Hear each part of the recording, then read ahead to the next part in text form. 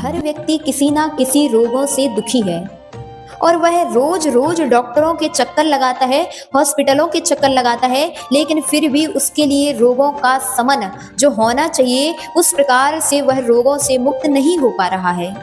मैं यह नहीं कह रही कि आप डॉक्टरों के चक्कर ना लगाएं अथवा डॉक्टरों से इलाज ना कराएं। डॉक्टर भी एक निमित्त है, दवाइयां भी निमित्त हैं, लेकिन जब तक आपका तीव्र असाता वेदनी कर्म का उदय चल रहा है तब तक वह डॉक्टर की दवाइयां और डॉक्टरों का वह इलाज भी आपका कोई भी वह रोग ठीक करने में निमित्त नहीं बन सकता है। इसका तात्पर्य कि आपको बाह्य निमित्तों के साथ अपने आंतरिक निमित्तों को भी खोजना पड़ेगा और उस असाता वेदनीय कर्म के क्षयोपशम में एक निमित्त है भगवान की भक्ति।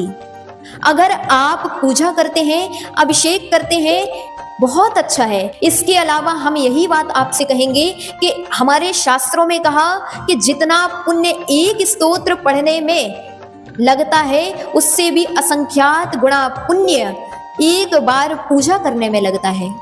जितना पुण्य पूजा करने में लगता है उससे भी असंख्यात गुना पुण्य जाप करने में लगता है। इसका तात्पर्य कि आपके लिए प्रतिदिन जाप अवश्य करना चाहिए। हर व्यक्ति जाप करने में गलतियां करता है, त्रुटियां करता है।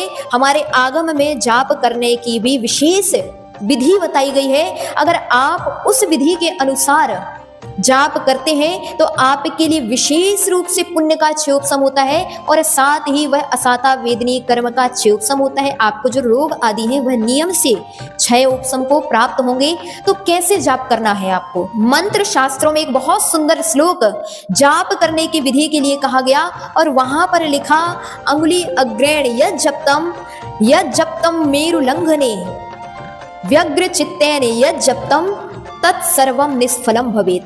इसका तात्पर्य है कि जो व्यक्ति अंगुली के अग्रभाग से अगर जाप करता है, अगर हम यहाँ पर इतने सारे लोगों से पूछेंगे कि आप जाप कैसे करते हैं तो मुझे मालूम है कि हर व्यक्ति सामान्य तरीके से अगर देखें तो इस प्रकार से जाप करता है, इस प्रकार से पकड़ करके और इस प्रकार से जाप करता है। यह उंगलियों के पोरों से वह जाप खिसकाता है और यहाँ पर वह जाप रखता है और इसी प्रकार से वह जाप करता है। जबकि मंत्र शास्त्रों में इस प्रकार की जाप को गलत बतलाया है। अगर आप अंगुली के अग्रभाग से जाप करते हैं तो इससे आपकी वह क्रिया, वह जाप निष्फल होती है। अतः जब भी जाप करें तो इस प्रकार से अग्रभाग से और इस नाखून के भाग से कभी भी जाप नहीं करना चाहिए। जब भी जाप को खिसकाना है तो इस प्रकार से खिसकाना चाहिए और जाप को कम से कम इतनी दूरी पर रखना चाहिए। तो इस प्रकार आप जाप करें। दूसरा, कभी भी मेरु का लंघन नहीं करना चाहिए जाप करते हुए। कई लोग 4 जाप, 5 जाप, 10 जाप, 11 जाप इस प्रकार से अनेक जापें करते हैं, लेकिन वह इस प्रकार से जाप करते करते करते पूरी यहाँ से जाप पूरी हो जाएगी उनकी। फिर उसके बाद यह 3 मेरु के इन मोतियों को गिनेंगे और पुनः यहाँ से जाप प्रारंभ कर देंगे। यह भी जाप करने की गलत विधि है। शास्त्रों में कहा कि अगर आप मेरु का लंघन करते हैं तो आपकी वह जाप भी निष्फल होती है। इसका तात्पर्य कि अगर आपने जाप की है तो वह जाप पूर्ण होने के उपरांत, मान लीजिए यहाँ से वह जाप पूरी हो गई और जाप पूरी होने के उपरांत मेरु के इन 3 मोतियों की जाप करते ओम ह्रीम सम्यक दर्शनाय नमः, ओम ह्रीम सम्यक ज्ञानाय नमः, त्रयोदश विदम चारित्राय नमः, इस प्रकार बोलते हुए ऐसे माला को घुमा लेना चाहिए, फिर जाप करना चाहिए। अगर आप व्यग्रचित्त होकर के जाप करते हैं, अर्थात मन कहीं और लगा हुआ है और बैठ करके जाप यहाँ पर कर रहे हैं, आपका मन अगर जाप में नहीं लग रहा है तो वह जाप भी निष्फल होती है। अतः जब भी जाप करें तो कम से कम मन अवश्य ही एकाग्र कर लें। मन में किसी भी प्रकार के अशुभ परिणाम ना चल रहे हो। जिनेंद्र भगवान की प्रतिमा के साक्षात तरीके से अगर जाप करते हैं तो उसका फल हमारे शास्त्रों में अनंत गुना कहा। इसके बारे में अगर हम देखते हैं तो शास्त्रों में कहा कि अगर वही जाप नमोकार की जाप अगर घर में बैठ करके करते हैं तो उसका फल 1 गुना है, तो वही जाप अगर मंदिर में बैठ करके करते हैं तो उसका फल करोड़ गुना कहा गया। और वही जाप अगर आप भगवान के प्रतिमा के सामने भगवान को निहारते हुए शुद्ध मन के साथ करते हैं तो उस एक माला का फल अनंत गुना, ऐसा हमारे शास्त्रों में कहा गया है। तो हम तो यही कहेंगे कि आप जब भी जाप करें तो मंदिर में अवश्य करें, घर में भी करें, घर में कोई दिक्कत नहीं है, लेकिन अधिक से अधिक जाप आप मंदिर में बैठ करके करें। जो हमारी 5 अंगुलियां हैं, ये 5 अंगुलियों के एक एक अंगुलियों की विशेष विशेषताएं हमारे शास्त्रों में कही गई हैं कि किस अंगुली से जाप करने में आपको कैसा फल मिलता है।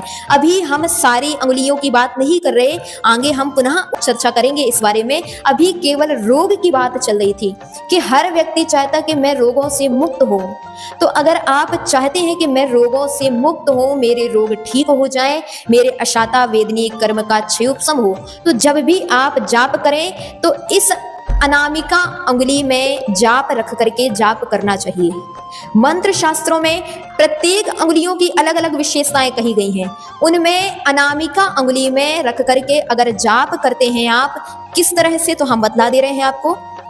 अगर इस तरह अनामिका अंगुली में जाप रख करके आप इस तरीके से जाप करते हैं, चाहे वो नमोकार मंत्र की करें अथवा कोई विशेष मंत्रों की करें, तो इस तरह से अगर आप जाप करते हैं तो आपके लिए रोगों से मुक्ति अवश्य ही मिलेगी। अतः आप चाहते हैं कि मेरे रोगों का शमन हो, तो प्रतिदिन कम से कम 1 अथवा 2 नमोकार मंत्र की जाप भगवान के सामने बैठ करके इस अनामिका अंगुली में रख करके जाप अवश्य करें। और विशेष यह है कि वह जाप मंदिर की ना हो, आप स्वयं अपने घर से अपने स्वयं की जाप लेकर के जाएं और उस जाप से ही जाप करें।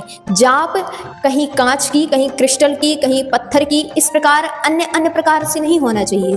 जाप अलग अलग प्रकार से कही गई है, लेकिन अगर आप सोने, चांदी, सूत इन या स्फटिक इस प्रकार के मोतियों की जाप से अगर जाप करते हैं तो आपको विशेष फल की प्राप्ति होती है।